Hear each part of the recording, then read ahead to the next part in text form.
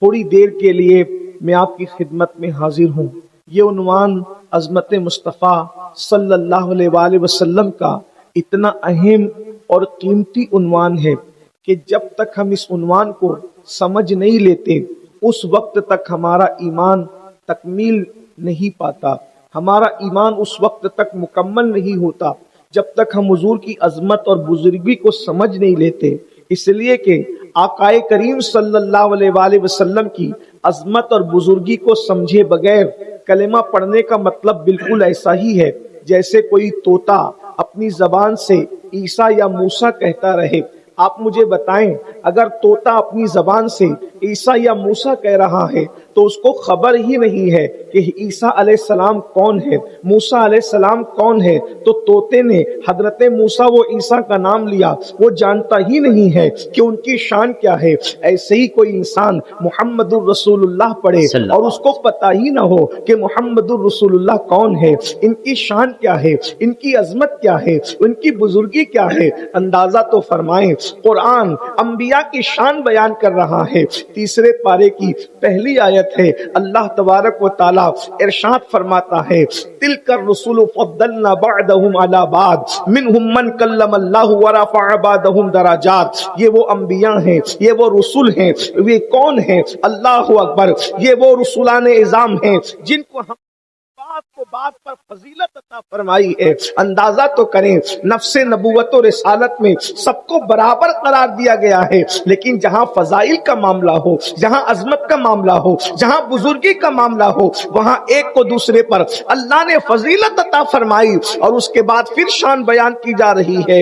اللہ اکبر، ان میں بعض وہ ہیں جن سے اللہ نے کلام کیا ہے، یعنی بالاتفاق مفسرین فرماتے ہیں جن سے اللہ نے کلام کیا ہے وہ کون ہے؟ وہ ذات حضرت کلیم کی ذات ہے، وہ ذات حضرت سیدنا موسیٰ علیہ السلام کی ذات ہے۔ یعنی حضرت موسیٰ علیہ السلام کی انتہائی شان کو اگر کوئی بیان کرنا چاہے تو یہ کہہ سکتا ہے کہ حضرت موسیٰ وہ ہیں جنہوں نے اللہ سے کلام کرنے کا شرف حاصل کیا ہے، شرف ہم کلامی جس کو نصیب ہوا ہے وہ سیدنا حضرت موسیٰ علیہ السلام کی ذات ہے۔ اس کے آگے اگر کوئی کہے گا تو لوگ کہیں گے کہ یہ سچ نہیں ہے بلکہ جھوٹ ہے، اس لیے کہ عظمت بیان ہو گئی کہ انہوں نے کلام کیا ہے۔ اب آگے بڑھ کر کوئی کہے کہ انہوں نے اللہ کو دیکھا بھی ہے تو لوگ کہیں گے نہیں نہیں، اللہ رب العزت نے انتہائی شان بیان کر دی کہ وہ اللہ کے کلیم ہیں، انہوں نے خدا کو دیکھا۔ اگر کوئی یہ بیان کرے تو اس کی غلط بیانی ہوگی، مگر قربان جائیں حضرت موسیٰ کی تو انتہائی شان بیان ہو جاتی ہے، مگر جب باری محبوب کی آتی ہے، باری اپنے نبی کی آتی ہے، باری اپنے آقا کی آتی ہے تو انتہائی شان بیان نہیں ہوتی بلکہ حکم ہوتا ہے وَرَفَعَ بَعْضَهُمْ دَرَجَاتٍ۔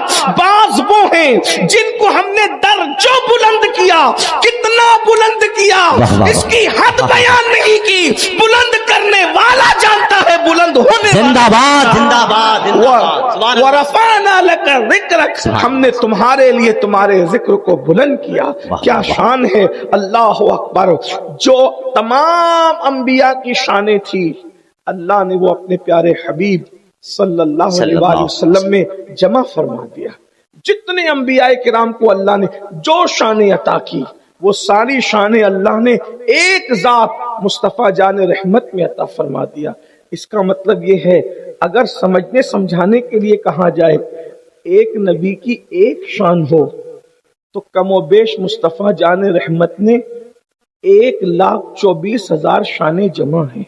واہ واہ واہ واہ، زندہ باد زندہ باد ایک زندہ باد۔ نبی کو اللہ نے ایک شان عطا نہیں فرمائی بلکہ ہر نبی شان والا، ہر نبی بے مثال، سارے انبیاء کی شان۔ اور پھر یہ بھی مصطفیٰ جان رحمت کی عظمت ہے کہ جو شان اللہ نے انبیاء کو دی اسی کو اٹھا کر ہمارے نبی میں نہیں رکھا بلکہ اس کو بڑھا کر کے رکھا۔ واہ واہ، سبحان جیسے اللہ۔ مثال کے طور پر حضرت سیدنا آدم علیہ السلام کو دیکھ لیں۔ حضرت آدم کی شان یہ ہے کہ حضرت آدم کو فرشتوں نے سجدہ کیا، یہ آدم علیہ السلام کی شان ہے۔ حضرت آدم علیہ السلام کو فرشتوں نے سجدہ کیا۔ مصطفیٰ جان رحمت کو یہ شان کیا ملی؟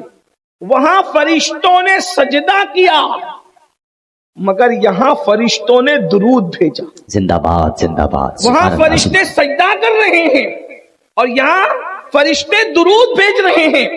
اب یہ شان حضرت آدم کی کہ فرشتوں نے سجدہ کیا، یہ تعظیم آدم علیہ السلام بجا لانا، اور تعظیم مصطفیٰ جان رحمت یہ کہ اللہ اکبر وہاں فرشتے درود بھیج رہے ہیں، لیکن وہی شان اٹھا کر کے نہیں رکھی، کیونکہ سجدے میں اور درود میں فرق ہے. کیونکہ حضرت آدم علیہ السلام کو جو فرشتوں نے سجدہ کیا، ساری دنیا جان رہی ہے کہ حضرت آدم کو پہلے فرشتے سجدے میں نہیں تھے، پھر اس کے بعد انہوں نے سجدہ کیا اور پھر سجدے سے سر اٹھا لیا. یعنی سجدہ جو ہے ایک محدود وقت کے لیے ہوا، ایک لمیٹڈ پیریڈ کے لیے ہوا. پہلے سجدہ نہیں تھا، پھر سجدہ ہو رہا ہے. لیکن یہاں اللہ رب العزت نے اپنے محبوب کی جب باری آئی تو درود کا معاملہ بیان فرمایا. ان اللہ وملائکتہ یصلون علی النبی، کہ بے شک اللہ اور اس کے فرشتے درود بھیجتے ہیں نبی پر.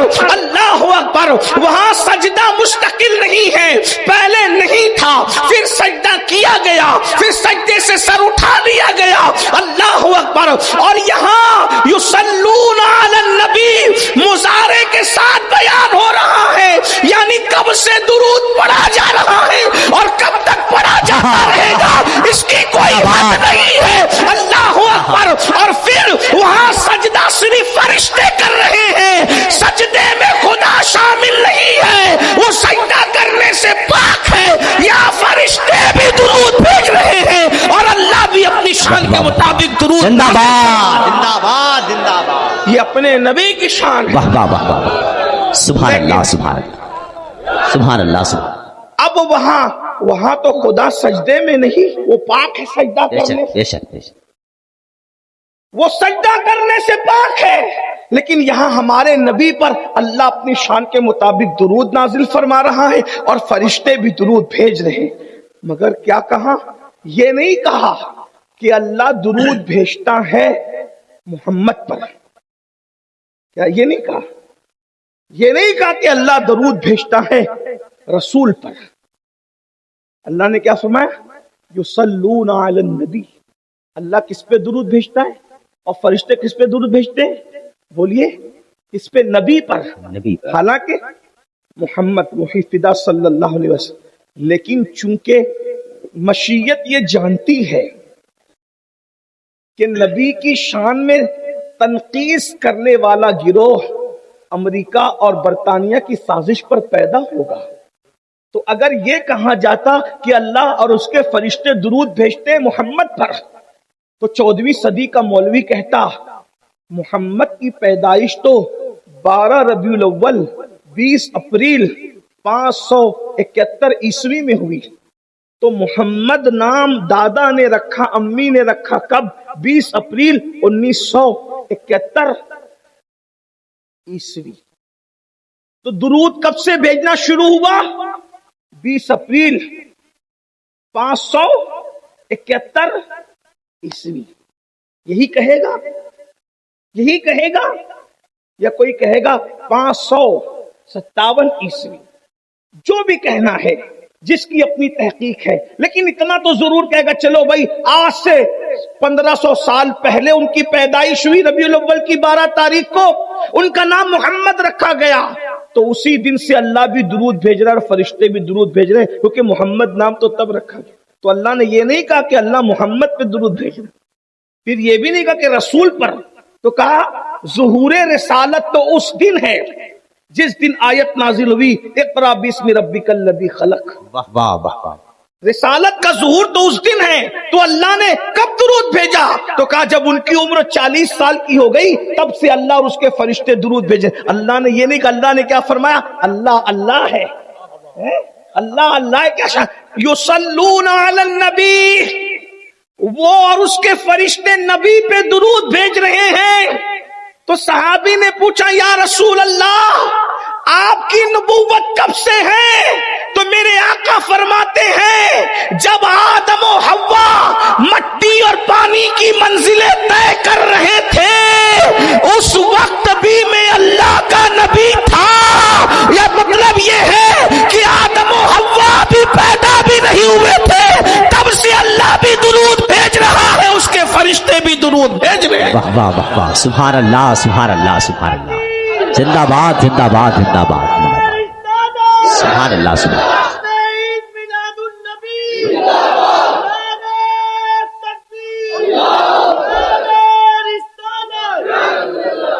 یہ شان حضرت آدم کی شان یہ ہے اور شان مصطفیٰ جان رحمت یہ ہے. لوگ کہتے ہیں نبی ہماری طرح کیسے, حضرت آدم ان کی طرح نہیں ہے. جب ہمارا باپ ان کی طرح نہیں ہے تو ہم ان کی طرح کیسے ہو سکتے ہیں؟ کلمہ پڑھ رہے ہو لیکن عظمت مصطفیٰ جان رحمت کو نگاہ میں رکھنے کی کوشش کرو. اس کے بعد پھر دیکھو اللہ اکبر, وہ جسم جو فانی ہے اس کے باپ حضرت آدم ہے, توجہ کرنا, وہ جسم جو فانی ہے اس کے باپ حضرت آدم ہے, اور وہ روح جو باقی ہے, باقی رہنے والی چیز ہے, اس کے باپ مصطفیٰ جان رحمت ہے. آدم اجسام کے باپ ہیں اور مصطفیٰ جان رحمت ارواح کے باپ ہیں, بلکہ ظاہر میں حضرت آدم باپ ہیں جسم کے اعتبار سے محمد الرسول اللہ کے, اور مصطفیٰ جان رحمت باطن میں باپ ہیں حضرت آدم علیہ السلام کے بھی, اس لیے کہ روحانی اعتبار سے میرے امام اسی کو تو کہتے ہیں اور بڑے مزے میں کہتے ہیں. لوگ کہتے ہیں تم لوگ احمد رضا کی بات کیوں کرتے ہو؟ ہم کہتے ہیں 14ویں صدی میں احمد رضا کی طرح کسی نے بات کی ہو تو ذرا وہ بھی کر کے بتاؤ. عظمت رسالت امام اہل سنت کیسے بیان کرتے ہیں؟ کہتے ہیں ان کی نبوت, ان کی ابوت ہے سب کو عام, ان کی نبوت, ان کی ابوت ہے سب کو عام.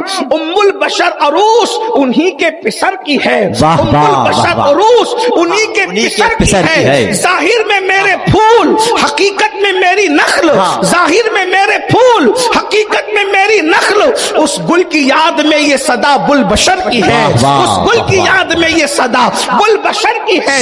دادا تو فرمائے پھر اس کے بعد دیکھتے چلے جائیں. میں نے عرض کیا آپ کے سامنے, یہ دعویٰ کیا کہ جو انبیاء کرام کے اندر شان عطا کی اس سے بڑی شان اللہ نے مصطفیٰ جان رحمت میں رکھی. ایک اور مثال دے کر اپنی گفتگو کو سمیٹنے کی کوشش کروں, اس لیے کہ جو وقت میرے پاس ہے اس میں سے تقریباً جو ہے پاؤ حصہ گفتگو کا گزر چکا ہے, تھوڑی دیر بچی ہے, اس میں ذرا توجہ فرمائے. کاش کہ میری قوم کے جوان اپنے نبی کی شان کو سمجھتے, اپنے نبی کی عظمت کو سمجھتے, اپنے نبی کی بزرگی کو سمجھتے. برا ہو سوچ کا جس نے نبی کو اپنی طرح بشر کہنے والوں کے درمیان جو ہے, اللہ اکبر, لوگ ہمارے درمیان ایسے پیدا ہو گئے کہ رسول اللہ کو ایک عام انسان کی شکل میں, ایک عام بشر کی شکل میں لا کر کے معاذ اللہ کھڑا کرنے کی کوشش کی. حضرت بیدم شاہ وارسی صاحب نے بہت اچھی بات کہی تھی کہ اب آدمی کچھ اور ہماری نظر میں ہے, اب آدمی کچھ اور ہماری نظر میں ہے. جب سے سنا ہے یار لباس بشر میں ہے, جب سے سنا ہے یار لباس بشر میں ہے. نبی کو لباس بشر میں دیکھ کر کے ان کو نبی چھوٹا نظر آتا ہے, لیکن ہم نے جب نبی کو لباس بشر میں دیکھا اس دن سے ہمیں بشریت کی اہمیت پتا چل گئی کہ اگر بشریت سے بڑا لباس اللہ کے نزدیک کوئی ہوتا تو اللہ اسی لباس میں اپنے محبوب کو بھیجتا. بشریت کتنی بڑی چیز ہے. اب آدمی کچھ اور ہماری نظر میں ہے, جب سے سنا ہے یار لباس بشر میں ہے. اللہ کی سرتاب قدم شان ہے یہ, انسان ہی انسان, وہ انسان ہے یہ. قرآن تو ایمان بتاتا ہے انہیں, ایمان یہ کہتا ہے میری جان ہے یہ. اندازہ تو کریں جو شان انبیاء کو عطا کی وہ شان اللہ نے سید الانبیاء کو کتنی بڑھ کر عطا کی. مثال کے طور پر حضرت سیدنا یوسف علیہ السلام کا ذکر ہم بار بار کرتے ہیں, اس لیے کہ حسن کے اعتبار سے, خوبصورتی کے اعتبار سے, جمال کے اعتبار سے حضرت یوسف کا حسن بڑا مشہور ہے. آپ نے بار بار اپنے علماء سے سنا ہوگا حضرت یوسف اتنے خوبصورت تھے, کہنے والوں نے کہا کہ جب آپ پانی پیتے تھے تو اتنی شفافیت تھی حسن میں کہ پانی جو ہے حلق کے نیچے اترتا ہوا نظر آتا تھا، جب کھانا کھاتے تھے تو اس کو حلق کے نیچے اترتے ہوئے نظر آتا تھا، اتنا خوبصورت تھا۔ حضرت یوسف علیہ السلام کا وجود جو ہے کہ بھوکا دیکھ لیتا تھا بھوک مٹ جاتی تھی، پیاسا دیکھ لیتا تھا پیاس مٹ جاتی تھی۔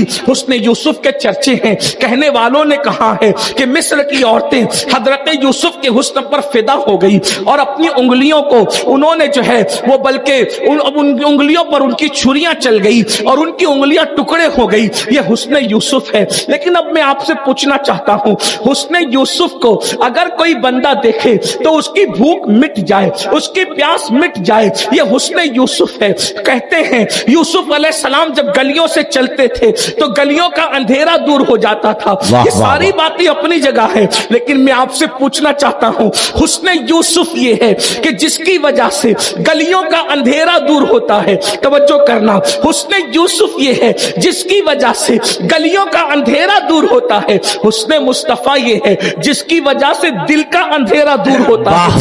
غور کریں، گلیوں کا اندھیرا تو چراغ بھی دور کر لیتے ہیں، گلیوں کا اندھیرا تو چاند بھی دور کر لیتا ہے، گلیوں کا اندھیرا تو سورج بھی دور کر لیتا ہے۔ اس حسن کو کیا نام دیں جو دل کے اندھیرے کو دور کرتا ہے؟ جہاں چاند کی روشنی نہیں جا سکتی، جہاں سورج کی روشنی نہیں جا سکتی، جہاں پر ستاروں کی روشنی نہیں جا سکتی، جہاں چراغوں کی روشنی نہیں جا سکتی، اللہ اکبر، وہاں مصطفیٰ جان رحمت کے حسن نے، میرے امام کہتے ہیں جس سے تاریک دل جگمگانے لگے، جس سے تاریک دل جگمگانے لگے، اس چمک والی رنگت پہ لاکھوں سلام، اس چمک والی رنگت پہ لاکھوں سلام۔ اسی لیے دعا بھی کرتے تو کہتے ہیں چمک تجھ سے پاتے ہیں سب پانے والے، میرا دل بھی چمکا دے، چمکانے والے برستا نہیں، دیکھ کر ابر رحمت بدوں پر بھی برسا دے، برسانے والے۔ اندازہ کریں حسن یوسف سے گلیاں جگمگائی، حسن مصطفیٰ سے دل جگمگائے۔ اس کے بعد ایک بات اور عرض کروں، حسن یوسف پر مصر کی عورتیں فدا ہیں اور حسن مصطفیٰ اللہ کو بھی بھا گیا۔ حسن مصطفیٰ اللہ کو بھا گیا، اللہ حسن مصطفیٰ سے پیار کرتا ہے۔ علامہ جامی رحمت اللہ علیہ نے بہت خوبصورت دو مصرے کے کہتے ہیں، حضرت یعقوب می گویت فدایت یا رسول۔ حضرت یوسف علیہ السلام کے والد کے بارے میں علامہ جامی کہہ رہے کہ حضور کو وہ کیا کہتے ہیں، حضرت یعقوب می گویت فدایت یا رسول، دیدے من یوسف من مصر من کنعان من۔ زندہ باد یا رسول اللہ، یوسف کے حسن پر تو مصر کی عورتیں قربان ہیں، مگر ابو یوسف کہہ رہے ہیں حضرت یعقوب آقا آپ پر میں بھی قربان ہوں، میری آنکھیں بھی قربان ہیں، میرا یوسف بھی قربان ہے، مصر بھی قربان ہے، کنعان بھی قربان۔ واہ واہ واہ، اور میرے امام کہتے ہیں اللہ اکبر، حسن مصطفیٰ کیا ہے؟ وہ کمال حسن حضور ہے کہ گمان نقص جہاں نہیں، یہی پھول خار سے دور ہے، یہی شمع ہے کہ دھواں نہیں، میں نثار تیرے کلام پر ملی یوں تو کس کو زبان نہیں، وہ سخن ہے جس میں سخن نہ ہو، وہ بیاں ہے جس کا بیان نہیں، فصحا عرب کے بڑے بڑے تیرے آگے یوں دبے لچے، کوئی جانے منہ میں زبان نہیں بلکہ جسم میں جان نہیں، تو کروں تیرے نام پہ جا فدا، کروں تیرے نام پہ جا فدا، کروں تیرے نام پہ جا فدا، نہ بس ایک جا تو جہاں فدا، تو جہاں سے بھی نہیں جی بھرا، کروں کیا کروڑوں جہاں نہیں۔ حضرت یوسف کے نام پر نہیں بلکہ حضرت یوسف کو دیکھ، نام پہ نہیں، حضرت یوسف کو دیکھ کر انگلیاں کٹ گئیں، کاٹی گئی نہیں کٹ گئی، چاہتی نہیں تھی کاٹنا، بے چاہے کٹ گئی حضرت اور میرے امام کہتے ہیں کہ حضرت یوسف کو دیکھ کے انگلیاں کٹی، اور مصطفیٰ جان رحمت کے نام پر مردوں کے سر کاٹے جاتے ہیں، زندہ باد، مردوں اپنے سروں کو کٹاتے، کہتے حسن یوسف پہ کٹی، مصر میں انگشتے زنا سر کٹاتے ہیں تیرے نام پہ مردان عرب۔ ایک جملہ کسی کلندر نے بڑا خوبصورت کہا کہ حسن یوسف کو دیکھ کر انگلیاں ٹکڑے ہو گئی، اور حسن مصطفیٰ کو نہیں بلکہ حسن مکمل حسن یوسف کو دیکھ کر عورتوں کی انگلیاں ٹکڑے ہو گئی اور مصطفیٰ جان رحمت کی ایک انگلی کو دیکھ کر چاند ٹکڑے ہو گیا. واہ واہ واہ لیکن واہ. وہ انگلیاں ٹکڑے ہو کر جڑی زندہ باد نہیں. زندہ باد زندہ باد. وہ انگلیاں ٹکڑے ہو کر جڑی نہیں جو حسن یوسف پہ کٹی جڑی نہیں. جو انگلی مصطفیٰ کی دیکھ کے ٹکڑے ہوا اس کو جوڑ بھی دیا گیا. زندہ باد زندہ باد. اب یہاں پر ایک بات میں کرنا چاہتا ہوں. ایک بات حضور کی عظمت اور خوبصورتی اور حسن و جمال کی بات ہو رہی ہو. ایسا خوبصورت محبوب، ایسا عظمت والا محبوب اللہ نے تمہیں اور ہمیں عطا کیا. ہم نے اس نبی کی قدر کیا کی، اس نبی کی عزت کیا کی، اس نبی کی تعظیم. رسول کو تو اللہ نے عظمت والا بیان کیا، عظمت والا بنا کے بھیجا. بلکہ ایک بات تو اور یہ بھی ہے، بڑی خوبصورت بات کسی کلندر نے کہی تھی کہ حضرت ابراہیم کے لیے اللہ کہتا ہے کہ ہم آپ کو لوگوں کا امام بنائیں گے. جاعلک للناس اماما، آپ کو لوگوں کا امام بنانے والے ہیں. حضرت آدم کے لیے کہا انی جاعل فی الارض خلیفہ، ہم زمین پر آپ کو اپنا نائب بنانے والے ہیں. حضرت ابراہیم کو لوگوں کا امام بنانے والے ہیں، حضرت آدم کو خلیفہ بنانے والے ہیں، اور مصطفیٰ جان رحمت کو بنانے والے نہیں کہا بلکہ فرمایا وما ارسلناک الا رحمتا للعالمین، آپ کو عالمین کے لیے رحمت بنا کر بھیجا. مطلب کیا کلندر کہہ رہا ہے کہ ان کو بھیج کر بنایا اور محبوب کو بنا کر بھیجا. زندہ باد زندہ باد. نعرے تکبیر، نعرے رسالت. زندہ باد زندہ باد. انہیں امام بنا کر نہیں بھیجا، بھیج کر بنایا. انہیں خلیفہ بھیج کر بنایا اور انہیں بنا کر بھیجا. توجہ فرمائے. ایسے نبی کی ہم نے کیا قدر کی، کیا عزت کی، کیا توقیر کی. ایسی شان والا نبی، ایسی عزت والا نبی. قیامت کے دن اللہ پوچھے گا. اللہ پاک قرآن میں فرماتا ہے ثم لتسألن یومئذ عن النعیم، قیامت کے دن ہم تم سے نعیم کے بارے میں پوچھیں گے. مفسرین نے مختلف اقوال بیان کیے کہ نعیم سے مراد پانی ہے. اللہ تم سے پانی کے بارے میں پوچھے. بعض لوگوں نے کہا کھانا ہے، نعمت ہے، اللہ تم سے اس بارے میں پوچھے. بعض نے کہا عمر ہے، اللہ تم سے عمر کے بارے میں پوچھے گا. بعض نے کہا جوانی ہے، اللہ تم سے جوانی کے بارے میں پوچھے گا. لیکن بعض عشاق یہ بھی کہتے ہیں کیونکہ سب سے بڑی نعمت مصطفیٰ جان رحمت کی ذات ہے تو اللہ تم سے اپنے نبی کے بارے میں پوچھے گا کہ میں نے اتنا عظیم رسول تمہیں عطا کیا تھا، اتنا عظیم نبی عطا کیا تھا، تم نے اس نبی کی کیا قدر کی، اس نبی کی کیا عزت کی، اس نبی کے ساتھ تم نے سلوک کیا کیا. اب میں تم سے پوچھتا ہوں اے علاقے والوں، اے عظمت مصطفیٰ کی محفل میں آنے والوں، عظمت مصطفیٰ کی محفل سجانے والوں، بتاؤ جب رسول اللہ کے بارے میں پوچھا جائے گا، لوگ کہتے ہیں نماز کے بارے میں پوچھا جائے گا، روزے کے بارے میں پوچھا جائے گا، حج کے بارے میں پوچھا جائے گا، زکات کے بارے میں پوچھا جائے گا، پڑوسیوں کے بارے میں پوچھا جائے گا، ماں باپ کے بارے میں پوچھا جائے گا، جوانی کے بارے میں پوچھا جائے گا، کھانے پانی کے بارے میں پوچھا جائے گا. میں نے کہا بالکل سچ کہا، سب پوچھا جائے گا. قرآن تو یہ کہتا ہے فَمَن يَعْمَلْ مِثْقَالَ ذَرَّةٍ خَيْرًا يَرَهُ وَمَن يَعْمَلْ مِثْقَالَ ذَرَّةٍ شَرًّا يَرَهُ. ایک ذرے کے برابر اگر تم نے نیکی کی ہوگی اللہ تمہیں وہ بھی دکھائے گا، ایک ذرے کے برابر تم نے برائی کی ہوگی اللہ تمہیں وہ بھی دکھائے گا. اب میں تم سے پوچھنا چاہتا ہوں مسلمانوں، جو اللہ ذرے ذرے کے بارے میں پوچھے گا، بلکہ مصطفیٰ جان رحمت صلی اللہ علیہ وآلہ وسلم سے پوچھا گیا یا رسول اللہ، اللہ ہم سے قیامت کے دن کس کس چیز کے بارے میں پوچھے گا؟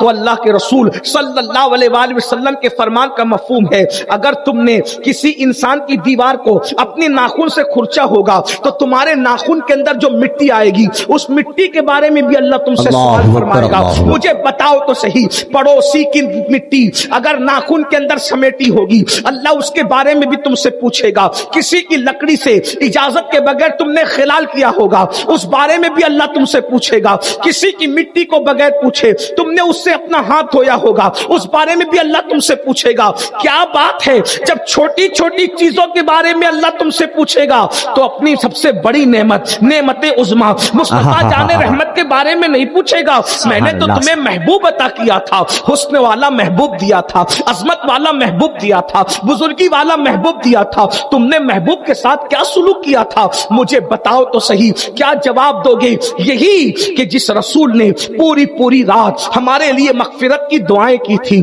سردی کی طویل راتوں میں ساری دنیا سوتی تھی, مصطفیٰ جان رحمت کو اپنی امت کے گناہ یاد آتے تھے.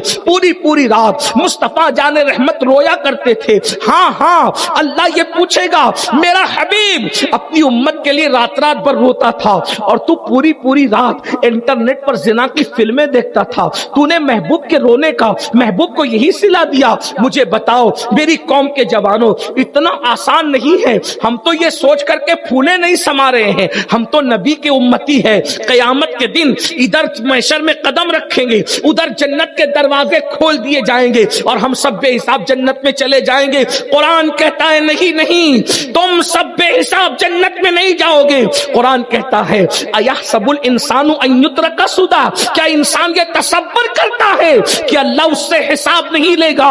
نہیں, ضرور حساب لیا جائے گا. فمن یعمل مثقال ذرۃ خیرا یرى ومن یعمل مثقال ذرۃ شرا یرى. اب میں تم سے پوچھنا چاہتا ہوں, اللہ اکبر, ہم نے محبوب کی یہی قدر کی, مصطفیٰ جان رحمت کی یہی قدر کی. وہ پوری رات ہمارے لیے مغفرت کی دعا کریں. ہم پوری رات کبھی گانے سننے میں, کبھی انٹرنیٹ پر, کبھی فلمیں دیکھنے میں, بلکہ اللہ اکبر آج کل کے جوان تو اتنے بے باک ہیں, پتہ نہیں پوری رات کیا دیکھتے ہیں.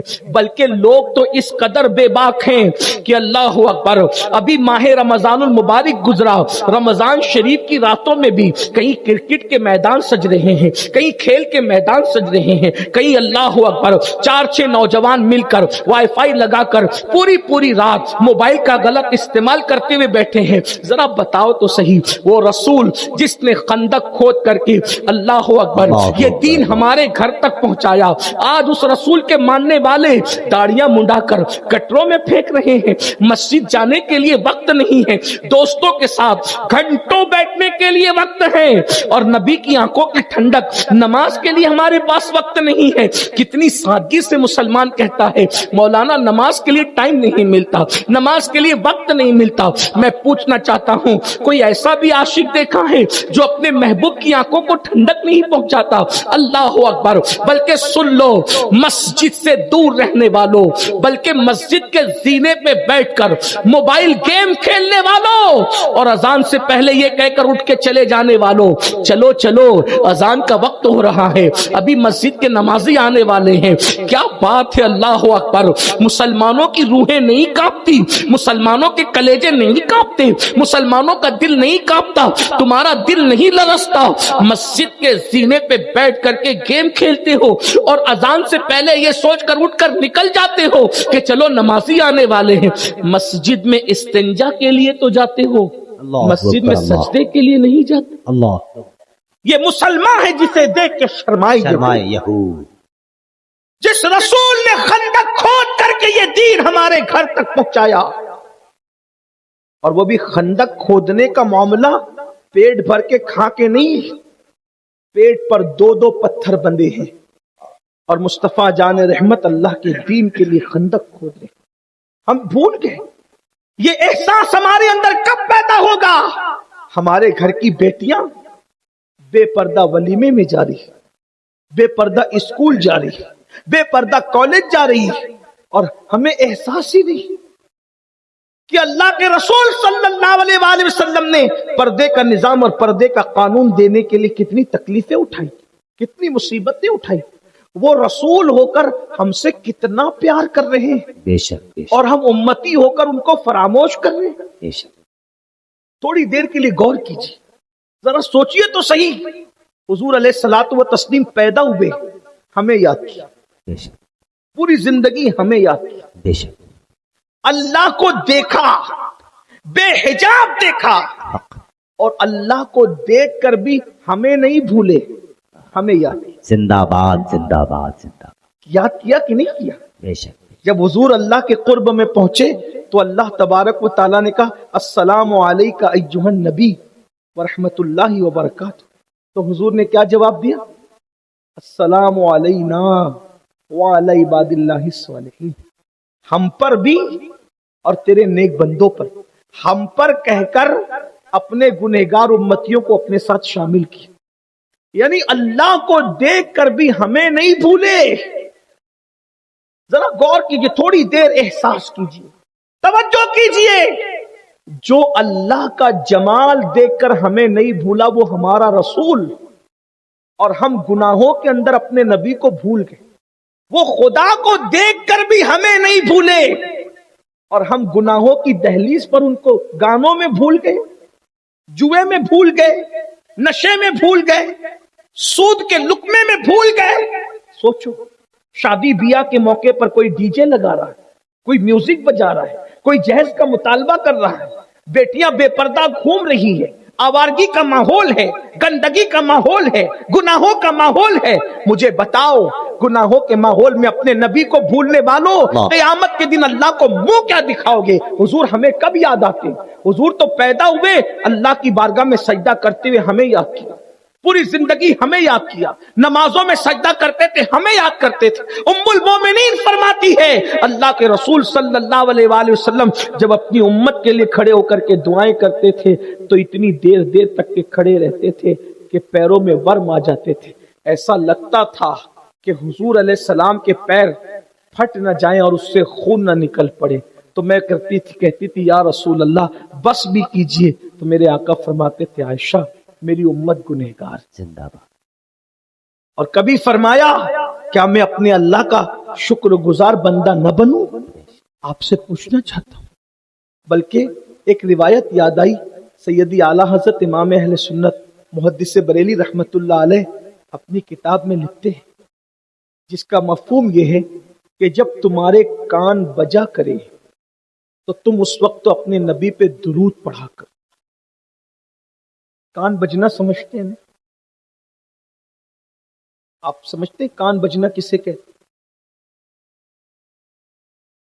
کان بجنے کا مطلب یہ ہے ہم کہیں جا رہے ہوں یا کہیں بیٹھے ہوں اکیلے، کوئی نہ ہو، اچانک ہمیں ایسا لگتا ہے کسی نے آواز دی، ہم مڑ کے دیکھتے ہیں تو کوئی نظر نہیں آتا، تو لوگ کیا کہتے ہیں کان بج رہے ہیں۔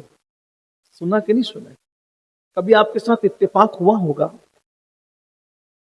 کہ ہمارے بھی کان بجتے، کبھی بجتے؟ خوش نصیبی ہے جس کو تم کان بجنا کہتے ہو، وہ ایک الگ راز ہے۔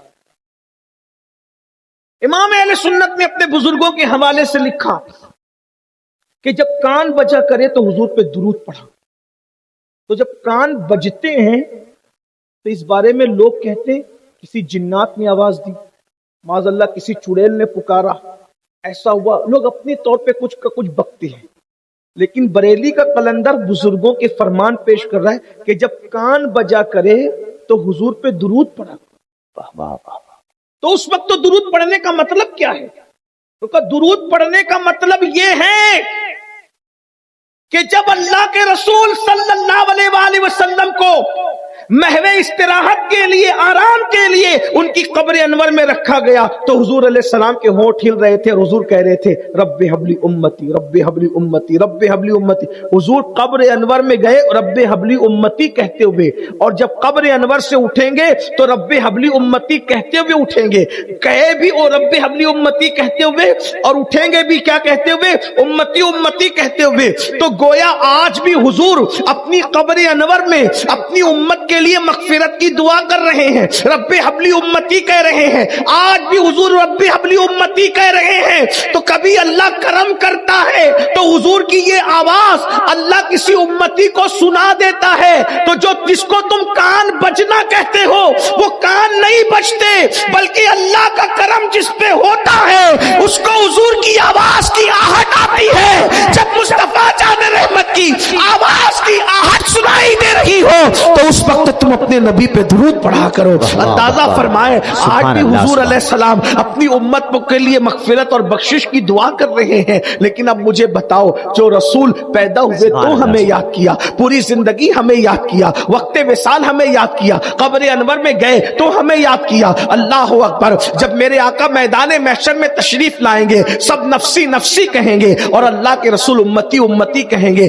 अब बताओ इसका हमने नबी को सिला क्या दिया है? हम कोई सिला तो दे नहीं सकते थे, लेकिन मेरे आका सल्लल्लाहु अलैहि वसल्लम के दीवानों, हम उस नबी को भूल गए, फरामोश कर गए, बल्कि ऐसे ऐसे गुनाह कर रहे हैं और ऐसे ऐसे गुनाह करके अपने नबी का दिल दुखा रहे। ताइफ की वादियों में रसूलुल्लाह को जो पत्थर मारे गए थे उन्होंने हुजूर के जिस्म को जख्मी किया, लेकिन हमारे गुनाह हुजूर के दिल को जख्मी कर दिए।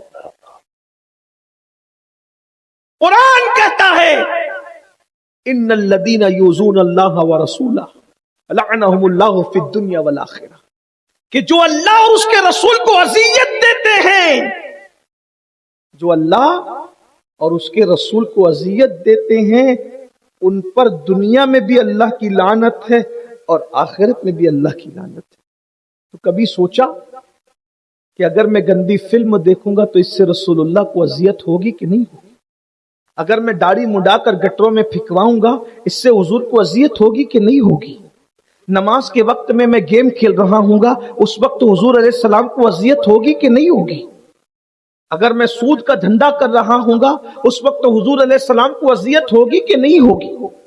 मैं झूठ बोल रहा हूंगा उस वक्त हुजूर अलैहिस्सलाम को अज़ियत होगी कि नहीं होगी? किसी लड़की के चेहरे पर मैं पाप की नजर डाल रहा हूंगा तो हुजूर अलैहिस्सलाम को अज़ियत होगी कि नहीं होगी? इसलिए कि हम किसी मुर्दा नबी का कलेमा नहीं पढ़ते, हम तो उस जिंदा नबी का कलेमा पढ़ते हैं जिसके लिए हम कस्में उठा उठा कर कहते हैं तू जिंदा है वल्लाह, तू जिंदा है वल्लाह। मेरे चश्मे आलम से छुप जाने वाले हमारे नबी सिर्फ जिंदा नहीं है, जिंदा तो बहुत सारे लोग हैं, लेकिन मेरे नबी की शान तो ये है अन्नबी औला बिल मोमिनीना मिन अनफुसिहिम, नबी मोमिनों की जान से ज्यादा करीब है। अल्लाह अकबर, जो नबी मोमिनों की जान से ज्यादा करीब है तो बताओ हम जो कुछ करते हैं हुजूर को इसकी इत्तला है कि नहीं है? अब मेरी कौम के जवानों, इश्क रसूल का तकाजा तो यही है, मोहब्बत रसूल का तकाजा तो यही है, हम अपने नबी के दिल को अजियत न पहुंचाएं। मेरे भाइयों, बस इख्तिताम की तरफ जाते हुए मैं दर्द दिल के साथ आपकी बारगाह में गुजारिश करता हूं, खुदारा अपनी जिंदगी को बदलिए, अपनी जिंदगी को तब्दील कीजिए। दुनिया तीसरी आलमी जंग की तरफ बढ़ रही है, हालात बड़े नाजुक होते जा रहे हैं। कहने वालों ने कहा एक वक्त वो आएगा जब तीसरी आलमी जंग होगी तो अल्लाह अकबर इस तरीके से खून की आंधियां चलेगी जिसको सुर्ख आंधियां कहा गया है। अल्लाह अल्लाह, यहां तक कहा गया तीसरी आलमी जंग में या कयामत के करीब जो जंग होगी, अल्लाह अकबर इतना बड़ा फितना आएगा कि 1000 लोग अगर किसी बस्ती में होंगे तो 999 लोग कत्ल हो जाएंगे, एक बंदा बचेगा। यानी गौर तो फरमाए कैसी खुदाई तलवार चलेगी, कैसी खुदा की तरफ से अजाब आएगा, बस्तियां उजड़ जाएगी, बस्तियां वीराने में तब्दील हो जाएगी। अल्लाह अकबर, याद रखें, ये भी याद रखें, मेरी गुजारिश है मेरे भाइयों, आलमी हालात के तनाजुर में हर इंसान लर्जा बरंदाम है। अल्लाह अकबर, मेरा क्या होगा, मेरे बच्चों का क्या होगा, हमारे मुस्तकबिल का क्या होगा? मैं आपसे अर्ज करना चाहता हूं मेरे प्यारे आका सल्लल्लाहु अलैहि वसल्लम के प्यारे दीवानों, ये अच्छी तरह याद रखना, किसी का कुछ भी हो मगर वो महफूज रहेंगे जो अल्लाह की अमान में रहेंगे, जो अल्लाह की हिफाजत में रहेंगे। ये बात याद रखना, अगर अल्लाह अमान दे तो बड़े से बड़े गुंडे और ताकतवरों से अल्लाह मकड़ी के जाले के जरिए से भी बचा लेता है, कबूतरी के अंडों के जरिए से भी बचा लेता है अल्लाह। और याद रखना, जब अल्लाह अपनी अमान उठा लेता है तो लंगड़े मच्छर से भी हलाक कर देता है, चूंटियों से भी हलाक कर देता है। नमरूद जैसे ताकतवर को लंगड़े मच्छर से हलाक कर दिया। मुस्तफा जाने रहमत जैसी ताकतवर हस्ती जिसने इशारे से चांद के टुकड़े किए, मकड़ी के जाले के जरिए से उनकी हिफाजत फरमाई। जरा गौर तो करें, यहाँ अल्लाह की अमान है, अल्लाह अकबर, और वहां खुदा की अमान उठ गई है। इसी तरह देखिए, अल्लाह अकबर, अबाबील के नन्हे नन्हे कंकरों के ذریعے سے وہ لشکر جو اللہ اکبر ہاتھیوں والا لشکر کہا گیا اس کو ہلاک کر دیا گیا. لوگ عالمی تناظر کے اندر سوچ رہے ہیں میں کون سا ہتھیار استعمال کروں یا میں کون سی چیز کو اکٹھا کروں, میں کیسے کمرہ بناؤں, میں کیسے حفاظتی اقدام کروں کہ میں جنگوں کے موقع پہ محفوظ رہوں. یاد رکھنا محفوظ وہی رہے گا جو اللہ کی امان میں رہے گا. اور اللہ کی امان کس کو ملے گی؟ سب کو اللہ کی امان نہیں ملے گی, بلکہ میرے آقا مصطفیٰ جان رحمت فرماتے ہیں جو ایک وقت کی نماز جان بوجھ کے ترک کر دیتا ہے وہ اللہ کی امان سے باہر کر دیا جاتا ہے, اللہ اس سے امان کی چادر کو ہٹا لیتا ہے. اللہ اکبر. طوفان کے اندر اپنے آپ کی خیال کی فکر کرنے والوں, بربادیوں میں اپنے آپ کی فکر کرنے والوں, ہر بندہ سوچ رہا ہے گیس کا سلنڈر نہیں ملے گا تو کیا ہوگا, روکیل نہیں ملے گا تو کیا ہوگا, پیٹرول نہیں ملے گا تو کیا ہوگا. ایک بات اچھی طرح یاد رکھنا, ظاہری اسباب یقیناً ضروری ہے لیکن اسباب پر بھروسہ کرنے والوں مسبب الاسباب کی امان میں آنے کی کوشش کرو. کسی کا کچھ بھی ہوگا تم محفوظ رہو گے, تم سکون سے رہو گے, تم اطمینان سے رہو گے. اور یاد رکھنا اللہ کی امان عبادت کے بغیر نہیں مل سکتی, سجدے کے بغیر نہیں مل سکتی, نماز کے بغیر نہیں مل سکتی. وہ لوگوں سے اللہ اپنی امان کی چادر اٹھا لیتا ہے جو نماز نہیں پڑھتے. میرے بھائیو بس اسی پہ بات پوری کرتا ہوں, میری مائیں اور بہنیں بھی موجود ہیں. اللہ کی امان سب سے بڑی چیز. اگر اللہ کی امان نہ ہو تو لنگڑا مچھر بھی غالب آتا ہے, اور اگر اللہ کی امان ہو تو وقت کا بادشاہ بھی برباد اور ہلاک کرنے والا پالنے پہ مجبور ہو جاتا ہے. آپ نے قرآن پڑھا ہوگا, قرآن کی تفسیر پڑھی ہوگی. آپ سجدے کو چھوٹا مت سمجھیے, نماز کو چھوٹا مت سمجھیے. پورے قرآن میں کم و بیش 700 مرتبہ اللہ نے نماز کا حکم دیا, اور اللہ کے رسول فرماتے من ترک الصلاۃ متعمدا فقد کفر.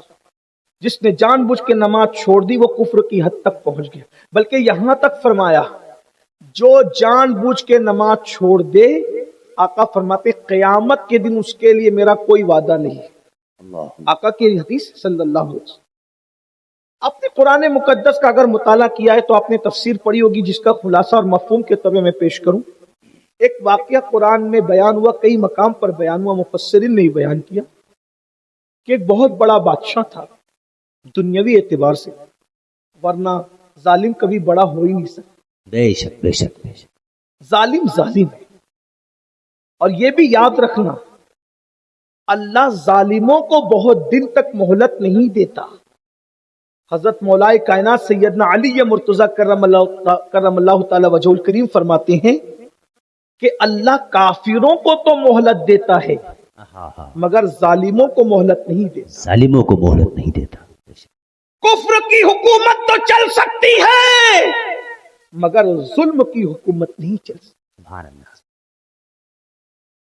ظالموں کی عمر بہت لمبی نہیں ہوتی, اس لیے ظالموں سے بہت ڈرنے کی ضرورت بھی نہیں ہے.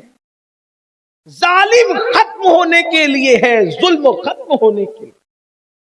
اللہ نہ ظالموں کو پسند کرتا ہے نہ ظلم کو پسند کرتا ہے. بس ظالم اسی وقت تک رہتا ہے جب تک مظلوم خدا کو بھولا ہوا رہتا ہے. جس دن مظلوم خدا کو یاد کرنے لگے پھر ایک رات کی مہلت بھی ظالم کو نہیں. بے شک سبحان اللہ. اگر دنیا کے اندر ظالم جی رہا ہے مطلب مظلوم خدا کو بھولا ہوا ہے. اگر مظلوم خدا کو یاد کرنے لگے ایک رات کی مہلت بھی ظالم کو نہیں ملے گی, کیونکہ اللہ کے رسول فرماتے ہیں مظلوم کی دعا اور خدا کے درمیان کوئی حجاب نہیں ہوتا. ادھر مظلوم کی آہ نکلتی ہے, ادھر باب اجابت الہی سے ٹکرا جاتی ہے, مگر مظلوم خدا کو یاد تو کرے. بے شک سبحان اللہ. مظلوم خدا کو بھولا ہوا ہے, اسی لیے ظالم جو ہے دہشت گردی کر رہا ہے. مظلوموں خدا کی رحمت کو آواز, خدا کی رحمت کو پکارو. تو بہرحال میں عرض یہ کر رہا تھا, ایک ظالم بادشاہ گزرا جسے دنیا فرعون کہتے ہیں. صدیوں حکومت کی, صدیوں.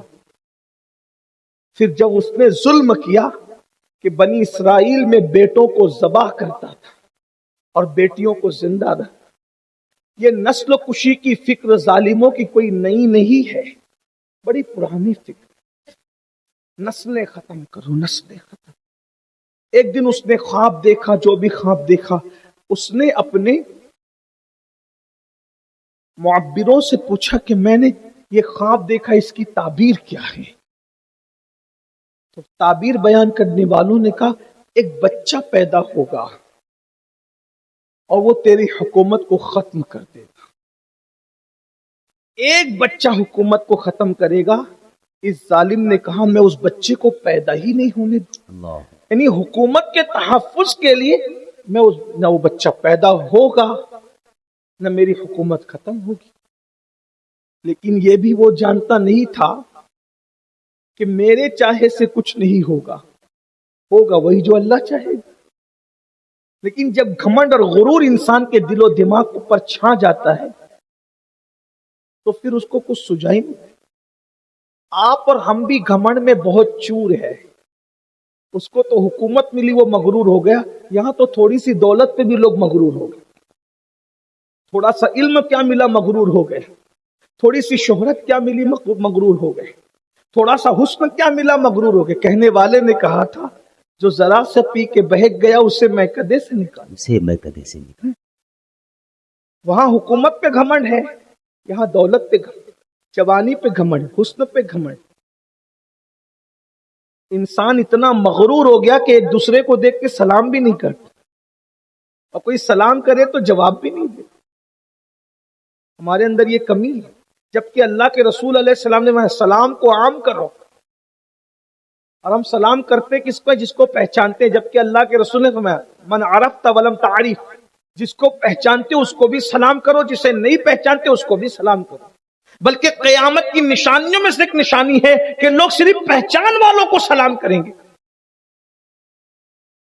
کیسر اعظمی صاحب کو پہچانتے ہیں تو کہا السلام علیکم، ناظم صاحب السلام علیکم، مفتی صاحب کہہ رہے السلام علیکم، مفتی راشد کو السلام علیکم، دوسروں کو نہیں کرے۔ بھائی مسلمان ہے تو سلام کرنا چاہیے، سلام کرو، سلام کو عام کرو، سلامتی عام ہوگی۔ سلام کو عام کرو، اس سے گھمنڈ ٹوٹے گا۔ سلام کو عام کرو، اس سے بغض اور کینہ ختم ہوگا۔ میں جب بھی اس بستی میں آتا ہوں،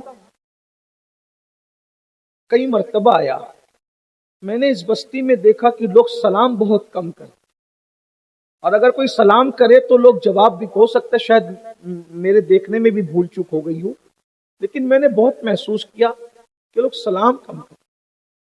میں دکن کے علاقے میں جاتا ہوں تو وہاں بچوں کو بھی دیکھا تو بچے بھی سلام کرتے ہیں، وہاں سلام بہت عام۔ ہماری اس علاقے کے اندر لوگ سلام اور سلام کرو بھی تو بہت سے لوگ جواب بھی نہیں دیتے، حالانکہ کوئی سلام کرے تو اتنی آواز سے جواب دو کہ وہ جواب سن لے۔ واہ واہ واہ واہ، سبحان اللہ۔ عام کر کے دیکھو، اور یہ بھی سلام خود سے کر۔ اچھا لوگ کہتے ہیں مولوی صاحب تو جاتے سلام ہی نہیں کرتے، اور مولوی صاحب نے کوئی ٹھیکہ لیا ہے؟ وہ نہیں کرتے تو تم کر دو، سلام میں پہل کرو۔ اللہ کے رسول سید العالمین ہو کر چھوٹے چھوٹے بچوں کو سلام کرتے ہیں، واہ واہ، اور ہم انتظار کرتے کہ مولوی صاحب سلام کریں، فلاں صاحب کی انتظار کیوں کرتے؟ نیکیوں میں آگے بڑھو، نیکیوں میں پہل کرو۔ اللہ کے رسول صلی اللہ علیہ وآلہ وسلم نے کبھی کسی کو موقع نہیں دیا سلام کرنے کا، اللہ کے رسول نے خود سے بڑھ کر لوگوں کو سلام کیا۔ سیدنا فاروق اعظم مدینہ منورہ کے بچے بچے کو سلام کرتے۔ سلام کو عام کیجیے، اس کی بڑی برکت۔ شوہر بیوی کو سلام کیا کرے، باپ اپنے بچوں کو سلام کرے، فون اٹھاؤ تو سلام کرو، فون رکھو تو سلام کرو۔ اللہ نے ہول سیل میں نیکی کرنے کا موقع دیا ہے، سلام کو عام کرو، خوب عام کرو، اس کی برکتیں ملے، بہت برکتیں ملے، محبتیں بڑھے گی، پیار بڑھے گا، نفرتیں ختم ہوگی۔ ہم نے کچھ علاقوں میں دیکھا کہ شوہر انتظار کرتا ہے کہ بیوی سلام کرے، شوہر کو شرم آتی ہے بیوی کو سلام کرنے کی، جبکہ اللہ جس پہ سلامتی نازل، السلام علیکہ ایھا النبی، جس کے لیے اللہ نے فرمایا وہ اپنی بیویوں کو سلام کرے، واہ واہ، وہ اپنے غلاموں کو سلام سبحان اللہ، کرے، سبحان وہ چھوٹے چھوٹے بچوں کو۔ بہرحال ایک الگ سا عنوان عرض کیا کر رہا تھا، ظالم نے کہا کہ جو بچہ میری حکومت کو ختم کرے گا میں اس کو پیدا ہی نہیں ہونے دوں۔ تو پیدا نہ ہونے دینے کے لیے اس نے کیا جتن کیے کہ آج کے بعد ہر شوہر اپنی بیوی سے الگ رہے، اور جتنے بچے پیدا ہوں، بیٹیاں ہو تو رہنے دو، بیٹی ہو تو قتل کر دو، بیٹا ہو تو قتل کر دو۔ ہاں نوزائیدہ بچوں کو ختم کرو، مار ڈالو سب کو. جو بچے ماں کے شکم میں ہیں ان پر ایک ایک دائی مقرر کر دی اپنی طرف سے کہ بچہ پیدا ہو قتل کرو، بچہ پیدا ہو قتل کرو. خدا کی شان. حضرت موسیٰ علیہ السلام ماں کے جب شکم میں آئے تو فرعون کی طرف سے دائی مقرر ہو گئی کہ یہ بھی مراد سے ہے، خوشی سے ہے، ان کے شکم میں بچہ ہے. حضرت موسیٰ علیہ السلام کی امی کا اخلاق اور کردار دیکھ کر، اور جب حضرت موسیٰ علیہ السلام پیدا ہوئے تو اتنے خوبصورت تھے کہ دائی بھی فدا ہو گئی، ماں تو فدا تھی. دائی نے کہا کتنا خوبصورت بچہ ہے، ہم اسے قتل نہیں کریں گے. پھر کیا کریں گے؟ کریں گے یہ کہ بکری کا بچہ ذبح کر کے ہانڈی میں ڈال دیں گے اور کہہ دیں گے ہم نے ذبح کر. اور یہ بھی یاد رکھے کہ ہر نبی خوبصورت ہوتا ہے، ہر نبی اعلیٰ نسب ہوتا ہے، ہر نبی اعلیٰ حسب ہوتا ہے، ہر نبی اعلیٰ کردار ہوتا ہے. کوئی نبی ادنا ہوتا ہی نہیں، سب اعلیٰ ہی اعلیٰ. اور ان اعلیٰ نبیوں میں میرا نبی سب سے اعلیٰ، سب سے اعلیٰ. اسی کو بریلی کا قلندر کہتا ہے سب سے اولا وہ اعلیٰ ہمارا نبی، سب سے بالا وہ اعلیٰ ہمارا نبی. اپنے مولا کا پیارا ہمارا نبی، دونوں عالم کا دولہ ہمارا نبی. سب چمک والے اجلوں میں چمکا کیے، اندھے شیشوں میں چمکا ہمارا نبی. سارے اچھوں میں اچھا سمجھیے جسے، ہے اس اچھے میں اچھا ہمارا نبی. اور جس سے تاریک دل جگمگانے لگے اس چمک والی رنگت پہ لاکھوں سلام. اندازہ فرمائیں، ذرا غور فرمائیں کہ دائی کہتی ہے ہم اسے ذبح نہیں کریں. ہانڈی میں بکری کا بچہ ذبح کی، رکھ دیا لے جا. اتنا اعتماد تھا، دائی کی بات مان لی گئی. حضرت موسیٰ علیہ السلام کی بہن نے کہا امی بچہ ذبح نہیں کیا تھا تو ہماری جانیں محفوظ تھی، لیکن یہ بچہ ہم نے زندہ رکھا. اگر فرعون کے مخبروں نے اس کو بتا دیا کہ ہم نے بچے کو بچا لیا ہے تو ایک جان نہیں جائے گی، اب 4 جانیں جائے گی. بچہ تو جائے گا، اس کے ساتھ ہم 3 بھی مارے جائیں گے. تو ماں نے کہا پھر کیا کریں؟ کہا بچہ تو ہے، اس بچے کو گھر سے نکالو. بہت دھیان سے غور سے سنو، یہ واقعہ قرآن میں موجود ہے جس کی تفسیر بزرگوں نے لکھی، میں اس کا خلاصہ پیش کرتا ہوں. یہ جو لوگ ڈرے سہمے ہیں نا کہ کیا ہوگا، بس ایک ہی چیز، اللہ کی امان اور اس کی پناہ حاصل کرنے میں کامیاب ہو جاؤ. کسی سے ڈرنے کی ضرورت نہیں، اور سجدے کے بغیر اللہ کی امان کسی کو نہیں مل سکتی. آج 95% مسلمان سجدے سے دور. مسجدیں صرف جمعہ کے دن بھرتی ہے، باقی مسجدیں مرثیہ خواہ. پورے ملک کا حال، پوری دنیا کا حال کوسوں دور ہے ہم نماز سے. جس روزی کا اللہ نے وعدہ کیا ہے اس کے لیے 8 گھنٹہ محنت کرتے ہیں، اور جس جنت کا اللہ نے ہم سے کوئی وعدہ نہیں کیا، ہمارا نام لے کے اللہ نے وعدہ کیا کہ امین القادر تجھے جنت دیں گے، بلکہ کیا فرمایا فَيَغْفِرُ مَن يَشَاءُ، جسے چاہیں گے بخشیں گے. نام نہیں لیا، عبداللہ تو بخشا جائے گا، عبد الرحمن تو بخشا جائے گا، مفتی صاحب تم بخشے جاؤ گے، خطیب صاحب تم نہ. فَيَغْفِرُ مَن يَشَاءُ، جسے چاہیں گے بخشیں گے، جسے بخشیں گے اسے جنت نہیں. وَيُعَذِّبُ مَن يَشَاءُ، جسے چاہیں گے عذاب دیں گے.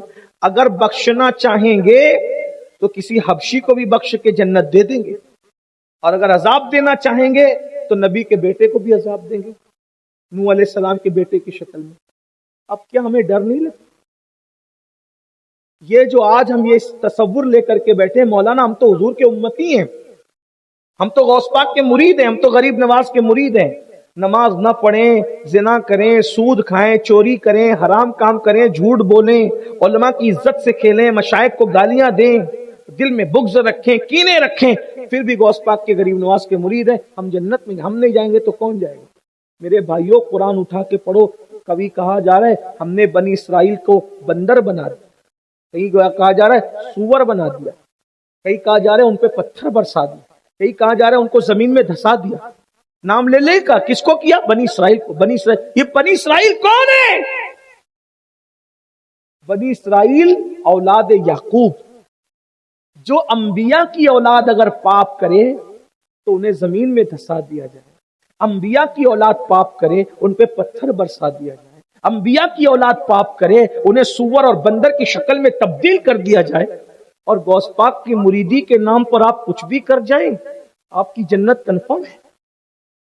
بتائیے, یہ بنی اسرائیل انبیاء کی اولاد پیغمبر ہے. قرآن ہمیں پکار پکار کر کہہ رہا ہے, جب اولاد پیغمبر کے ساتھ ہم یہ کر سکتے تو تم کون ہو تم؟ آج نام بدل بدل کر سود کھایا جا رہا ہے. وہ سود جس کے لیے کہا گیا کہ کعبے میں زنا کرنا اور سود کھانا برابر برابر. ایک لقمہ سود کا کھانے والا گویا ماں کے ساتھ 36 بار زنا کرنے والے کے برابر. بلکہ بزرگوں نے کہا سور کھانا بھی حرام ہے اور سود کھانا بھی حرام ہے, مگر سور کھانے سے زیادہ برا سود کھانا ہے, کیونکہ اللہ نے سور کھانے والوں کے لیے جنگ کا اعلان نہیں کیا, مگر جو سود کھاتے ہیں ان کے لیے اللہ نے قرآن میں جنگ کا اعلان کیا. آج مسلمانوں میں سود بڑھتا جا رہا ہے. بہرحال تو عرض یہ کر رہا تھا کہ حضرت موسیٰ علیہ السلام کی بہن نے کہا کہ امی, اسے بچے کو گھر سے نکالنا پڑے ورنہ اس کے مخبر نے خبر دے دی, انجام اچھا نہیں ہو.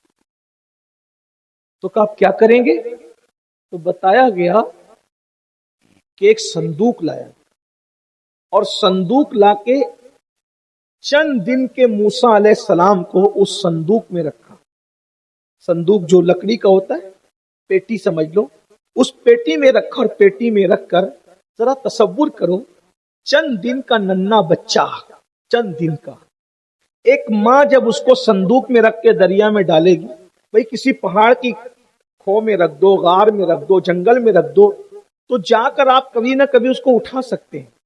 جنگل میں رکھی ہوئی چیز ملنا پاسبل ہے, غار میں رکھی ہوئی چیز ملنا بھی ممکن ہے, لیکن جو چیز دریا میں ڈالی جائے اس کا ملنا کوئی ممکن ہے؟ کیونکہ دریا تو بہ رہا ہے, پتہ نہیں کہاں بہا کر لے جائے گا.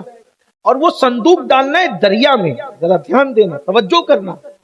سب لرزہ برنداموں, کل کیا ہوگا؟ کچھ نہیں ہوگا, بس اللہ کی امان حاصل کرنے میں کامیاب ہو جائے. سجدے کے بغیر اللہ کی امان نہیں, اللہ کی امان حاصل کرنا ہے تو سجدے کی طرف آؤ, مسجد کی طرف آؤ. لکڑی کا صندوق تھا, لکڑی کی پیٹی تھی, اس میں حضرت موسیٰ کو رکھ دیا گیا. رکھنے کے بعد حضرت موسیٰ کی ماں نے اسے دریا میں ڈالنا چاہا, تو دریا میں ڈالنے سے پہلے آپ کو خیال آیا کہ بچہ دریا میں ڈال رہی ہوں, پتہ نہیں پانی بہا کے کہاں لے جائے گا. تو حضرت موسیٰ علیہ السلام کی امی نے آسمان کی طرف نظر کی اور روتے. ایک ماں کے دل کے جذبات کیا رہے ہوں گے جب ایک ماں اپنے بیٹے کو دریا میں ڈال رہی ہے.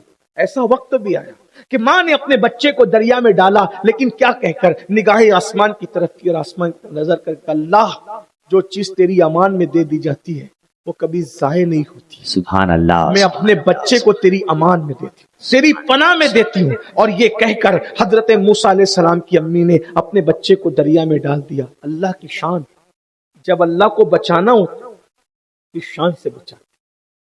ہمیں دشمن سے بچانا ہو تو دشمن کی نظر سے ہم بچا لیتے ہیں, چھپا لیتے ہیں, لیکن یہ اللہ کی شان دشمن کے گھر میں لے جا رہا ہے. اللہ اللہ ہے. اس کی طاقت دیکھو, اس کی شان دیکھو, اس کی قوت دیکھو. دریا کے اندر صندوق پڑا, اور فرعون کے گھر میں جو نہر کٹ کے جاتی تھی دریا سے, اسی نہر کے اندر وہ صندوق چلا. فرعون اپنی بیوی آسیہ کو لے کر باغ میں بیٹھا تھا. صندوق کو آتا دیکھ کر کہا یہ صندوق کہاں سے بہہ کے آ رہا ہے. جب صندوق اس نے اٹھایا اور کھولا تو دیکھا ایک خوبصورت بچہ ہے, منہ کے اندر انگوٹھا ہے, اور وہ انگوٹھا چوس رہا ہے اور پرسکون ہے, رو نہیں رہا ہے. صندوق میں دیکھا تو کہا یہ وہی بچہ ہے جس کی وجہ سے میری بربادی ہے. بیوی نے کہا تو نادان ہے, پاگل ہوا ہے, یہ وہ بچہ نہیں ہے, صندوق بہت دور سے بہ کے آ رہا ہے. ارے ہم لوگ لا ولد ہیں, بانج ہیں, لوگ تانا دیتے ہیں اس کو اپنا بیٹا بنا لیں گے. اور اس کے بعد فرعون کی بیوی نے کہا, فرعون بات مان گیا اور حضرت موسیٰ علیہ السلام کو گود میں لے لیا. اب ذرا غور کیجیے, فرعون نے کہا ہمارا یہ بچہ, ہم اس کی پرورش کریں گے. اب چونکہ فرعون کی بیوی لاولد تھی, دودھ تو پلا نہیں سکتی تھی, تو دودھ پلانے کے لیے دائی چاہیے تھی. شہر کی ساری دائیاں جمع کر لی گئی.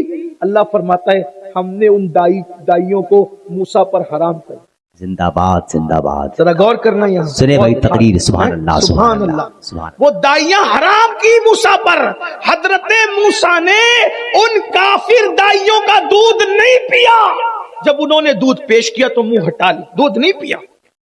یہ حضرت موسیٰ کی شان ہے کہ وہ کافر دائیوں کا دودھ نہیں پیتے.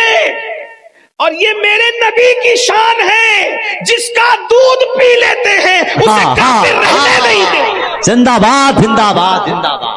حضرت موسیٰ نے کافر دائی کا دودھ نہیں پیا, اور میرے نبی نے جس کا دودھ پیا اللہ نے اسے ایمان کی دولت عطا کی.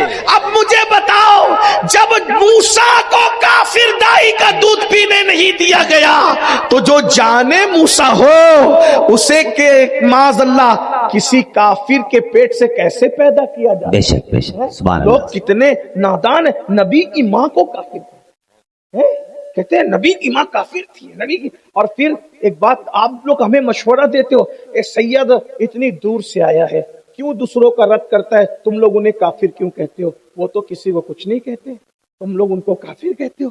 ہم نے کہا اگر اتنی بات ان کی پسند آتی ہے تو ایک بات میں بھی کہوں گا کہ یہی جناب لوگ 1857 کے بعد جو پیدا ہوئے نا, بڑے بھولے بھالے بن کے آتے, کہتے کافر کو بھی کافر مت کہو, کافر کو بھی کافر مت کہو, کافر کو بھی کافر.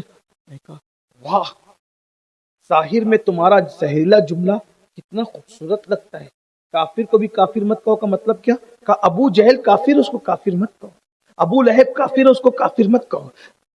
فرعون کافر, اس کو کافر مت کہو. نمرود کافر ہے, کافر مت کہو. یہ زہریلا جملہ ظاہر میں کتنا خوبصورت لگ رہا ہے, لیکن وہی مولوی صاحبان جو کہتے ہیں کافر کو کافر مت کہو, تو کیا مجبوری آ گئی تھی مولوی صاحب؟ جب آپ ابو جہل اور ابو لہب جیسے کافر کو کافر کہنے کے قائل نہیں ہو تو کون سی مجبوری آ گئی تھی جو آپ نے فتاوی رشیدیہ میں نبی کے ماں باپ کو کافر لکھ دیا؟ بتائیے تو صحیح, بتائیے تو صحیح. نبی کے ماں باپ کو ذرا غور کریں. میں کہتا ہوں نادان, اگر ولیوں کا سردار پیدا کرنا ہو تو خیر نہیں ام الخیر ماں کا انتخاب کیا جاتا ہے, اور صالح نہیں ابو صالح باپ کا انتخاب کیا جاتا ہے. نبی کی پیدائش کے لیے صالح نہیں ابو صالح باپ چاہیے, خیر نہیں ام الخیر ماں چاہیے. جب ولیوں کا سردار پیدا کرنے کے لیے ام الخیر جیسی ماں چاہیے تو نبیوں کا سردار پیدا کرنے کے لیے کیسی ماں کا انتخاب کیا؟ واہ واہ واہ. حضرت آمنہ کی شان کیا ہے, سرکار آمنہ کا مقام کیا ہے, سرکار آمنہ کا مرتبہ کیا ہے. میرے بھائیوں اب مجھے بتاؤ, جو نبی کی امی کو کافر کہتے ہیں, اگر آپ ان کے پیچھے نمازیں پڑھ لیتے ہو تو قیامت کے دن سے آپ کو ڈر نہیں لگتا کہ قیامت میں حضور دامن پکڑ کے پوچھیں گے جو میری ماں کو کافر کہتا تھا تو اس کو اپنا امام بناتا تھا؟ آپ کی مرضی پر ہے, آپ کیا جواب دو گے سوچو. ہم نے تو اپنی بات پوری کر دی, اس لیے تھوڑا ہوشیار رہو. اور اگر میں تو کہتا ہوں, میں یہ بھی یہاں کہنا نہیں چاہتا کہ جس کو چاہیے حوالہ مجھ سے پوچھ لیں, بھائی مجھے حوالہ یہاں دینے کی ضرورت کیا ہے؟ ہمارا بہت بڑا ادارہ جامعہ اشرفیہ یہاں موجود, بڑے بڑے ادارے, ہمارے استاذ الاساتذہ یہاں موجود, بزرگ موجود ہیں, سب کو پتہ ہے. بلکہ میں تو ایک بات آپ کے سامنے رکھتا ہوں, حالانکہ عنوان وہ نہیں, لیکن بات آگے ٹائم زیادہ ہو رہا ہے کہ آپ لوگ پڑھے لکھے لوگ ہیں, کبھی آپ سرچ کیجئے کہ اللہ سچا موتی کیسے پیدا کرے. انٹرنیٹ پہ بہت سارا آپ سرچ کرتے, پتہ ہے موتی اللہ جو اصلی موتی ہوتا ہے جسے سچا موتی کہتے ہیں, یہ کیسے پیدا ہوتا ہے پتہ ہے؟ سمندر کے اندر سیپ ہوتی ہے, سیپ سمجھتے ہیں نا, صدف, ہاں, لیکن وہ خالی ہوتی ہے اور وہ سمندر کی تہ میں پڑی ہوتی ہے نیچے, اور اس کا منہ بند رہتا ہے, سمندر میں منہ بند رہتا ہے. جب اللہ اس سے موتی پیدا کرنا چاہتا ہے تو وہ سیپ اچانک اوپر آتی ہے, اور اوپر آتی ہے منہ کھول کے بیٹھ جاتی ہے. پھر بارش ہوتی ہے تو ایک ہی قطرہ اس میں گرتا ہے, دوسرا نہیں گرتا, اور اس ایک قطرے کو لے کے وہ پھر منہ بند کرتی ہے اور اندر چلی جاتی ہے. وہ میٹھے پانی کا قطرہ جو آسمان سے گرتا ہے نا, اس کو لے کے وہ نیچے جاتی ہے. سمندر میں رہ کر समुंदर का खारा पानी उसमें नहीं जा सकता। जब वो नीचे रहती है तो मुंह बंद रहता है, ऊपर आती है तो खुलता है, बस जैसे ही पानी अंदर जाता है वो मुंह बंद करके फिर ये साइंसी तहकीक है, आपने पढ़ा होगा, वरना आप देख लीजिए, मफहूम यही निकलेगा। अल्फाज अगरचे अलग हो, लेकिन अब ध्यान देना, जरा तवज्जो करना। वो सदफ, वो सीप समुंदर में रहकर भी खारा पानी उसमें जा नहीं सकता, क्योंकि अल्लाह ने उसके पेट से मोती पैदा करना सच्चा। जरा गौर कीजिए, जिससे सच्चा मोती पैदा करना हो, समुंदर के खारे पानी में भी ऐसी अल्लाह हिफाजत करता है, तो जिसके शिकम से नबियों का सरदार पैदा करना हो, अल्लाह ने उसकी कैसी हिफाजत की। जिंदाबाद जिंदाबाद। आमीना, जरा हाथ उठा के सुभान अल्लाह कह दे, सुभान अल्लाह। आमीना मासूम नहीं है, मगर कैसी, जब सीप की हिफाजत का ये इंतजाम है, बस उससे मोती पैदा करना है, तो जो नबियों की कायनात का मोती है, जिसके शिकम से पैदा होना होगा, अल्लाह ने उस आमिना की कैसी हिफाजत की होगी, अल्लाह ने उनकी कैसी हिफाजत, ये बात असल है। इसलिए जो मसलक की बात की जाती है, इस बुनियाद पे की जाती है कि नबी के माँ बाप को काफिर कहने वालों के पीछे नमाज न पढ़ो, उनको अपना इमाम न बनाओ, उनके यहाँ बेटियां न दो, उनसे बेटियां न करो। तो क्या कह रहा था हजरत मूसा अलैहिस्सलाम, जब दाइयां आई तो आपने मुंह फेर लिया, किसी का दूध नहीं पिया। फिरौन परेशान हुआ कि जो बच्चे को मैं पाल रहा हूं, पालने वाला हूं, ये तो किसी का दूध ही नहीं पीता। तो वहां हजरत मूसा की बहन भी आई थी, उसने फिरौन से कहा कि मैं एक ऐसी दाई को जानती हूं जो बहुत पाक व साफ रहती है, जो नफीस तबीयत के बच्चे होते हैं, जो किसी का दूध नहीं पीते, उस दाई का दूध पी लेते, मैं ऐसी दाई तो फिरौन ने कहा, अगर हमारा बच्चा तेरी बताई हुई दाई का दूध पिएगा तो हम तुझे भी इनाम देंगे और उसको भी इनाम। जिंदाबाद। हजरत मूसा अलैहिस्सलाम की बहन दौड़ी दौड़ी गई और माँ से कहा, माँ हमारा भाई तो फिरौन के दरबार में है, और जो फिरौन कत्ल करना चाहता था वही दूध पिलाने के लिए बेचैन है। किसी दाई का दूध मेरे भाई ने नहीं पिया, किसी दाई का दूध मेरे भाई ने नहीं पिया, चलो वो शायद तुम्हारा दूध पी ले। और जब मूसा अलैहिस्सलाम की अम्मी लाई गई तो फिरौन ने बच्चा हजरत मूसा की अम्मी की गोद में दिया। अल्लाह ने हजरत मूसा की अम्मी के दिल पे इल्हाम किया, तूने अपना बच्चा मेरी अमान में दिया था ना, सुभान अल्लाह सुभान अल्लाह, तूने अपना बच्चा मेरी अमान में दिया था ना, ये देख जो चीज मेरी अमान में दे दी जाती है हम उसको जाये नहीं होने देते। अल्लाह अकबर। मूसा अलैहिस्सलाम की अम्मी की आंखों में आंसू आ गए। जरा गौर तो करें, अल्लाह अकबर। मूसा की माँ ने हजरत मूसा को अल्लाह की अमान में दिया तो अल्लाह अकबर कैसे बेखौफ हो गए। अगर खुद अपनी अमान में रखती तो छुपा छुपा के रखना पड़ता, खुदा की अमान में दिया। अब हजरत मूसा अलैहिस्सलाम फिरौन के महल के अंदर परवरिश पा रहे हैं, फिरौन के दरबार में परवरिश पा रहे हैं। कातिल पालने पे मजबूर हो गया, परवरिश करने पे मजबूर हो गया। ये अल्लाह की अमान है। हजरत मूसा की माँ हजरत मूसा को अल्लाह की अमान में देती है, दुश्मन पालने पे मजबूर होता है। क्यों डर रहे हो तीसरी आलमी जंग से? अल्लाह की अमान में आ जाओ, बेशक बेशक। दुश्मन तुम्हें भी पालने पे मजबूर हो जाएगा, लेकिन अल्लाह की अमान यूं ही नहीं मिलेगी जब तक खुदा के घर में नहीं आओगे। मेरे भाई, जिस रोजी का वादा है उसके लिए सऊदी, दुबई, कलकत्ता, मुंबई, बरतानिया, अमेरिका तक जाते हो, और जिस जन्नत का वादा नहीं है उसके लिए घर से निकल के मस्जिद तक क्यों नहीं आते? इसलिए खुदा की अमान चाहिए, मस्जिद में आओ। हुजूर अलैहिस्सलाम की अजमत सिर्फ ये नहीं कि नारे लगाओ, नात पढ़ो, दुरूद पढ़ो, सिर्फ यही नहीं, बल्कि ये भी है कि आका ने जो फरमा दिया उस पर अमल करो। अल्लाह पाक की बारगाह में दुआ है, अल्लाह पाक सबसे पहले मुझे आप सबको अमल की तौफीक अता फरमाए। गुफ्तगू के दरमियान अगर कोई गलती हो गई हो अल्लाह ताला माफ़ फरमाए। सुब्हानक ला इल्म लना इल्ला मा अल्लमतना इन्नका अंतल अलीमुल हकीम। अस्तगफिरुल्लाह रब्बी मिन कुल्लि ज़म्बिन व अतूबु इलैहि व मा अलैना इल्लल बलाग।